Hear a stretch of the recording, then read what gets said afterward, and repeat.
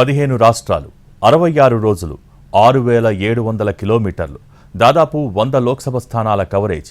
ఇది Rahul Gandhi Jodo Yatra second phase concept. మొదట జోడో న్యాయ యాత్ర అనుకున్నారు, తర్వాత భారత్ జోడో న్యాయ యాత్రగా పేరు మార్చారు. లోక్సభ ఎన్నికలకు సమయం సమీపిస్తున్న వేళ కాంగ్రెస్ పార్టీ అగ్రనేత రాహుల్ గాంధీ మరో యాత్రతో ప్రజల ముందుకొస్తున్నారు.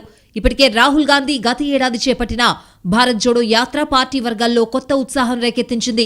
అదే ఊపులో కర్ణాటక, తెలంగాణ అసెంబ్లీ ఎన్నికల్లో గెలిచి అధికారం హస్తగతం చేసుకోవడం కాంగ్రెస్ కు సరికొత్త జోష్నందించింది. భారత్ జోడో యాత్ర తరహాలో రాహుల్ గాంధీ మరోసారి జాతీయ యాత్రకు బయలుదేరనున్నారు.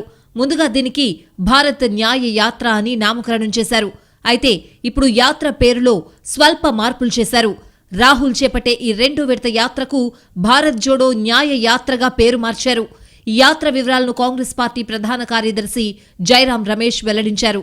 భారత్ జోడో న్యాయ యాత్రకు ఇండియా కూటమి నేతలందరినీ ఆహ్వానిస్తున్నట్లు తెలిపారు.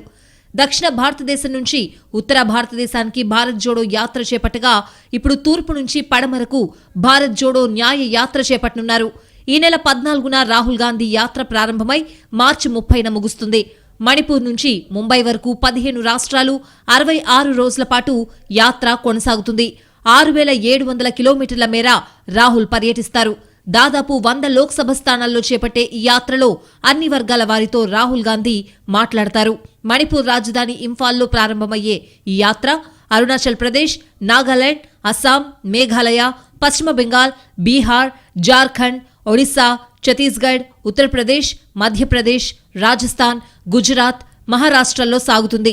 తొలి దశలో జరిగిన భారత్ జోడో యాత్ర పూర్తిగా పాదయాత్ర కాగా న్యాయ యాత్ర మాత్రం ఎక్కువగా బస్సుల్లో సాగుతుంది. అక్కడక్కడ పాదయాత్ర ఉంటుందని ఏఐసీసీ వర్గాలు చెప్తున్నాయి.